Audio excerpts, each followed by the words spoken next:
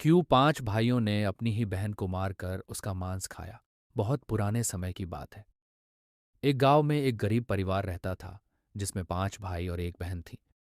उनके माता पिता बचपन में ही गुजर गए थे, इसलिए सभी बच्चों ने कम उम्र में ही जीवन की कठिनाइयों को समझ लिया था। पांचों भाई अपनी इकलौती बहन से बहुत प्रेम करते थे, और बहन भी अपने भाइयों का पूरे मन से ख्याल रखती थी। वही उनके लिए खाना बनाती, घर संभालती और हर सुख दुख में उनके साथ खड़ी रहती थी। इसी तरह समय बीतता गया। एक दिन पांचों भाई शिकार के लिए जंगल गए हुए थे। शाम होने लगी थी और बहन उनके लिए भोजन तैयार कर रही थी। वे सब्जी के लिए हरी साग काट रही थी कि अचानक चाकू की तेज धार से उसकी उंगली कट गई और खून बहने लगा। पहले तो वह घबरा गई, लेकिन फिर उसने सोचा, अगर भाइयों को पता चला तो वे बहुत परेशान होंगे। उसने खून को अपनी ओढ़नी से पोंछना चाहा, पर उसे डर था कि भाई देख लेंगे। बहुत सोचने के बाद उसने बहता हुआ खून उसी साग में पोंछ दिया जिससे वह सब्जी बनाने वाली थी। शाम को जब पांचों भाई घर लौटे, बहन ने उन्हें भोजन परोसा। उस दिन साग का स्वाद इतना अद्भुत था कि सभी भाई उंगलियां चाटते रह गए। उन्होंने कहा, बहन, आज का साग तो बहुत स्वादिष्ट है। ऐसा स्वाद पहले कभी नहीं आया। बहन उनकी बात सुनकर मुस्कुरा दी। उसे बस भाइयों की खुशी चाहिए थी। लेकिन यही बात आगे चलकर विनाश का कारण बनी। अगले दिन जब पांचों भाई फिर शिकार पर गए, तो रास्ते भर उसी साग की चर्चा करते रहे।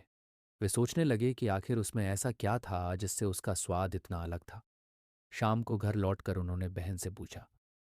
पहले तो बहन ने बात टालने की कोशिश की, लेकिन बार बार पूछने पर उसने सच्चाई बता दी कि उसकी उंगली कट गई थी और खून साग में मिल गया था। ये सुनते ही चार भाइयों के मन में एक भयानक विचार पैदा हुआ। उन्होंने सोचा, जब खून इतना स्वादिष्ट है तो उसका मांस कितना स्वादिष्ट होगा। धीरे धीरे उनके मन में अपनी ही बहन को मारकर उसका मांस खाने की इच्छा जाग उठी। सबसे छोटा भाई यह सुनकर भीतर से कांप उठा। उसे यह विचार बेहद भयानक लगा, लेकिन चार भाइयों के सामने वह कुछ बोल न सका।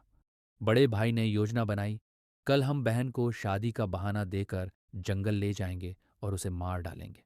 अगले दिन बड़े भाई ने बहन को प्यार से बुलाया और कहा, बहन, अब तुम शादी के योग्य हो गई हो। हमने तुम्हारे लिए एक अच्छा वर ढूंढ लिया है। आज हम तुम्हें उसका घर दिखाने ले चलेंगे। यह सुनकर बहन बहुत खुश हुई। वह उत्साह से तैयार होकर भाइयों के साथ चल पड़ी। काफी दूर जंगल में पहुंचने के बाद बहन थक गई और उसने पूछा, भैया, मेरा ससुराल अभी कितना दूर है? बड़े भाई ने सामने इशारा करते हुए कहा, वह रहा तुम्हारा ससुराल। वहां तुम रानी बनकर रहोगी।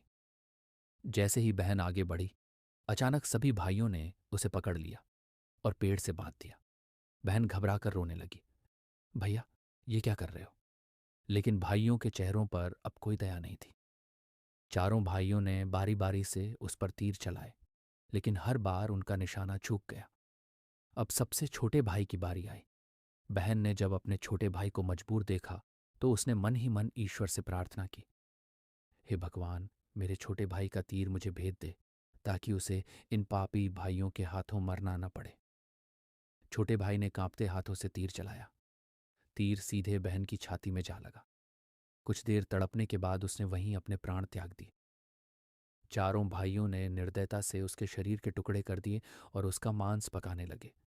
छोटा भाई यह सब देखकर भीतर ही भीतर टूट चुका था। जब भोजन परोसा गया, तो उसने चुपके से अपनी थाली के पास एक गड्ढा खोद लिया और बहन का मांस उसमें दबा दिया। वह अपनी बहन का मांस नहीं खा सका।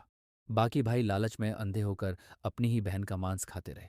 छोटे भाई के हृदय में जीवन भर का दर्द बस गया। अगर आप इस कहानी का अगला भाग देखना चाहते हैं, तो अभी चैनल को सब्सक्राइब करें, वीडियो को लाइक करें और कमेंट में ज़रूर लिखें, पार्ट 2। नेक्स्ट पार्ट में कहानी का सच आपको चौंका देगा।